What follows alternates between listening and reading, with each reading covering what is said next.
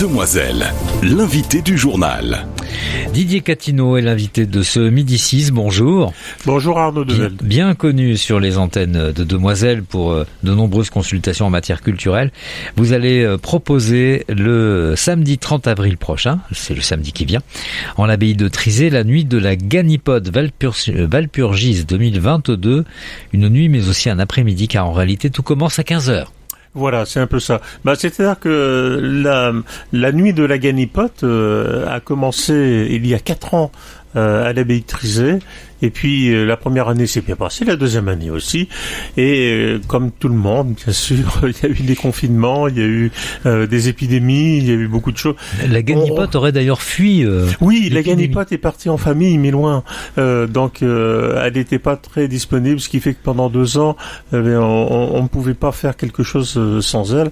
On se rattrape pour samedi prochain, avec un titre qui peut-être intrigue, mais il faut savoir quand même que la nuit de la Ganipote, c'est le 30 octobre et puis le 30 avril. Pourquoi le 30 octobre et le 30 avril? Parce que c'est au moment de la saison chaude et de la saison froide. C'est les solstices, tout simplement. Alors, on est dans les vieilles légendes et les vieilles impressions. Walpurgis, c'est la nuit où les chats font sabbat, où les sorcières tiennent congrès et où les Ganipotes, bien sûr, sortent de leur terrier pour faire vous connaissez l'histoire. Alors, oui, il faut quand même parce que tout le monde ne connaît peut-être pas cette histoire de Ganipote. Agrippine, votre Ganipote préférée, c'est un animal un peu bizarre qui cherche à se frotter à ceux qui s'aventurent la nuit.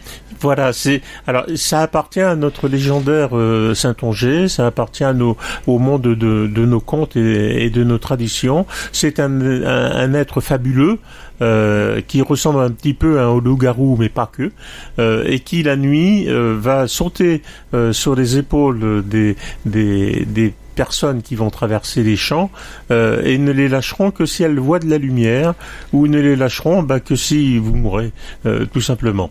Donc il faut se méfier la nuit, ne sortez pas tout seul, ou en tout cas emmenez une bougie, ou emmenez une lampe électrique.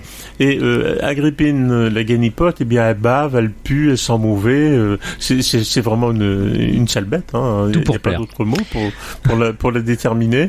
Et alors elle tourne autour de l'abbaye de Trizay, c'est apparemment l'endroit qu'elle préfère. Dans les deux premières manifestations à l'abbaye, il y avait des enfants à chaque fois. Ces enfants étaient captivés. Moi je l'ai vu ils avaient des yeux mais merveilleux. La Ganipote, ça leur parlait. Alors moi je préfère parler de la Ganipote parce que ça concerne la Saintonge, plutôt que de parler de Halloween avec les citrouilles et puis tous ces gens qui se déguisent en morts-vivants. Donc en fait, nous avons des traditions et Saintonge reste maître chez lui. Voilà. Samedi après-midi à partir de 15h, pour les 6 à 12 ans, et leurs parents j'imagine, il y aura donc des contes, il y aura aussi une chasse au trésor dans l'abbaye, un goûter des douceurs, et Bruno Soulet qui va vous accompagner d'ailleurs tout au long de la journée. Il sera là aussi le soir à 20h30 pour la veillée Saintongeaise, contes et légendes. Bruno Soulet, on en dit un mot? Alors Bruno Soulet, c'est un très grand comédien qui est installé à Saintes dans sa compagnie Coyote Minute. Il a beaucoup de talent, il a beaucoup de cordes à son arc. Il fait des mimes, il travaille aussi avec des marionnettes, mais il a un talent de conteur indéniable.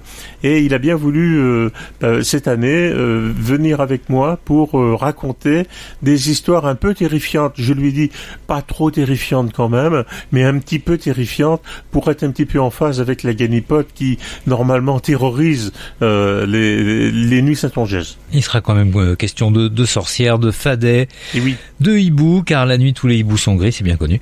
C'est à partir de 10 ans pour la veillée saintongaise qui débute à 20h30. On est ravis de vous accompagner dans cette aventure comme à chaque fois, Didier. Voilà, Demoiselle FM est partenaire entre autres de ces 2 manifestations, l'après-midi et le soir. Il y a des bonbons à la clé, il y a des messages publicitaires. Ce sont des partenariats qui sont très intéressants parce que il faut privilégier tout de même notre histoire à nous, notre histoire locale au détriment d'autres histoires qu'on cherche à nous imposer. Là, c'est un petit peu militant, mais il faut le dire quand même. Je vous garde 3 minutes encore pour parler d'un projet qui est en train de devenir réalité. C'est la sortie d'un livre, Un esprit saintongeais, que vous avez écrit, qui est en fait la collation de tout ce que vous avez pu, pas tout d'ailleurs, écrire, raconter, y compris à la radio d'ailleurs. C'était un besoin de témoigner. Alors, après 40 ans d'écriture, de montrer que entre autres avec d'autres, comme par exemple la radio, je suis un témoin peut-être un petit peu privilégié. Ça, c'est le statut de journaliste qui le veut. Ça fait 40 ans que j'arpente la Charente et la Charente-Maritime à la rencontre des petites gens comme des grandes gens. Mais bon, pour moi, ça n'a pas d'importance. C'est une personne qui a une histoire. Donc j'ai écrit beaucoup d'articles dans une vingtaine de journaux quotidiens, régionaux. J'ai beaucoup fait de radio, vous l'avez précisé. J'ai fait un tout petit peu de télévision aussi chez France 3. Et tous ces témoignages écrits, ils dormaient dans mon ordinateur. Pour quelle raison est-ce que ça pourrait pas revenir? Ils ont tous été publiés à un moment donné, mais c'est éparpillé partout. Donc là, je les ai rassemblés et ça va faire un livre de 500 pages avec beaucoup de nostalgie pour une petite partie, parce que ce sont des textes que j'ai écrits il y a longtemps, et puis beaucoup de peut-être militantisme à nouveau, parce qu'il y a eu des combats qui ont été menés, notamment pour défendre la langue saintongeaise, notre langue saintongeaise qui est mise à mal actuellement, et puis aussi se défendre contre certaines décisions municipales dans certaines villes de Saintonge qui ne nous convenaient pas et qui ne me convenaient pas. Et à cette époque-là, j'en ai parlé abondamment et tout ça s'est tombé dans l'oubli. Mais je voudrais bien ressortir tout ça de l'oubli et le mettre dans ce livre que je mets en souscription actuellement avec une présentation le 25 juin, la veille de la fête des pères. Si vous avez des cadeaux pour vos papas, c'est le moment ou jamais. Mais en tout cas, c'est un témoignage. Voilà. Ça se passera chez nos amis de Gros-Perrin, au Port-la-Roussel à Saintes, la présentation à la cale. Le dernier producteur de cognac. De Saintes. Voilà, de Saintes. De Saintes. Et c'est à partir de 15h. Mais d'ici là, vous pouvez retrouver Didier Catino assez facilement sur les réseaux sociaux. Vous tapez Didier Catino. Ou alors vous avez une adresse internet, c'est unespritsaintongeais@gmail.com. C'est tout simple. C'est le titre, c'est Un esprit saintongeais. Voilà, vous mettez votre nom, votre prénom. Je souhaite commander X exemplaires de Un esprit saintongeais. Et vous pourrez ainsi retrouver le témoignage d'un homme engagé et engageant. Merci beaucoup Didier Catino d'être venu.